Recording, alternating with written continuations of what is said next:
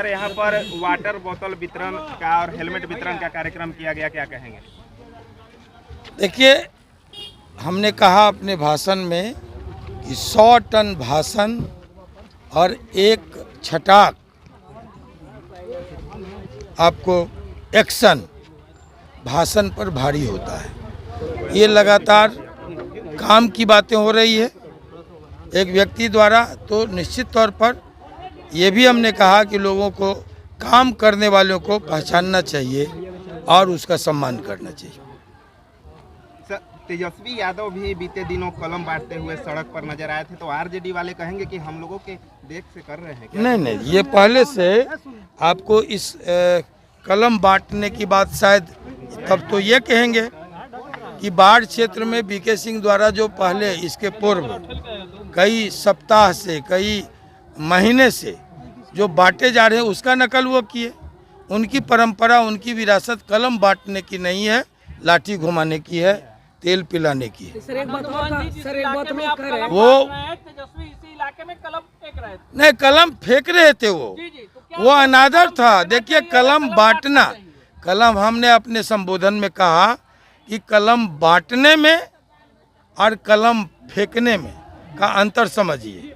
कलम फेंकने का मतलब कलम का अनादर, और कलम बांटने का मतलब बच्चे अपने भविष्य के प्रति चिंतित हों, उसी कलम से अपना गौरवशाली इतिहास लिखें। सर, बाढ़ विधानसभा में लगातार बीके सिंह सक्रिय हैं, हाँ। सेवा कर रहे हैं, हेलमेट आप समझ रहे हैं ना जी, समझ रहे हैं तो उसी तरह से लिखिए, उसी तरह से प्रचारित कीजिए।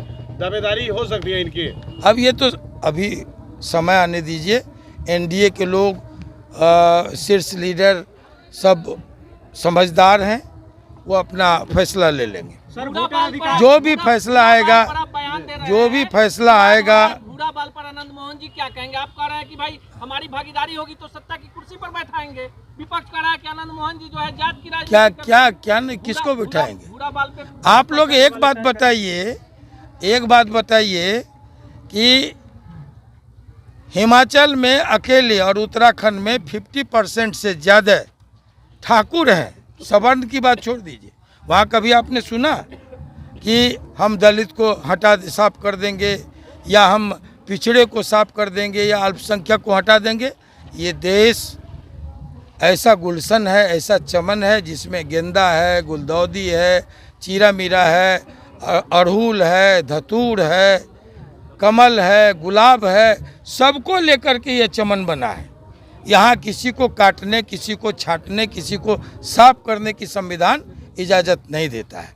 आप जान लीजिए कि आरक्षण जो विशेष अवसर का सिद्धांत तब आया था जब इस देश के संविधान सभा में 85% लोग सवर्ण थे, तो उन्होंने छाती चौड़ा करके अधिकार दिया जो पिछड़े हैं, जो दलित हैं, इसलिए कि सबों को साथ लेकर, किसी को छोड़ करके ये देश नहीं चलेगा। सबों की उन्नति में ही देश की भलाई है। सर, वोटर अधिकार यात्रा के बाद तेजस्वी यादव बिहार अधिकार यात्रा निकाले थे। ये क्यों ऐसा अवसर, क्यों ऐसा करना पड़ा? तो क्या जब एक बार दोनों साथ निकले थे वोटर अधिकार के लिए, तो फिर क्या कौन सी ऐसी नौबत आई कि अलग अलग निकलना पड़ा?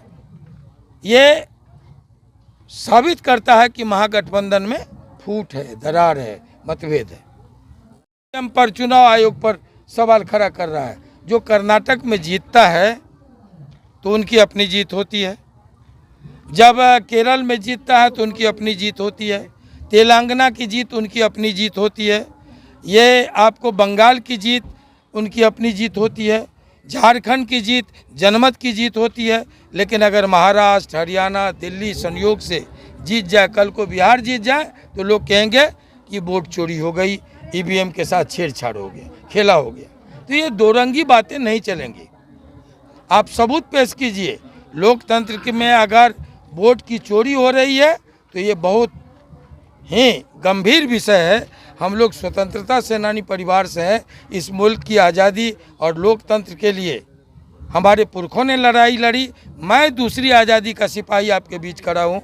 जब 1974 से 77 तक इस देश में इमरजेंसी थोपी गई, अभिव्यक्ति की आज़ादी पर को कैद किया गया, सेंसरशिप की तलवार लटकाई गई, न्यायपालिका पर भी पहरा बिठाया गया, पूरे देश को कारागार में तब्दील करके शीर्ष लीडर लोकनायक जयप्रकाश नारायण, आपको चंद्रशेखर, ये मोरारजी देसाई, राजनारायण सहित यहाँ भी नीतीश कुमार, आनंद मोहन, सुशील कुमार मोदी, वशिष्ठ नारायण सिंह सब जेल में डाल दिए गए थे। तब हम लोग खड़े हुए थे, दूसरी आज़ादी के जंग के लिए लड़े थे, 19 महीना इमरजेंसी के जेल में बिताए थे। तो ये देश बहुत सहिष्णु है, बहुत संवेदनशील है, ये सब बातें नहीं चलेंगी। सर क्या लगता है बाढ़ में सर 20 वर्ष से लगातार एनडीए के विधायक हैं, लेकिन बीके अब सिंह चलिए ये सब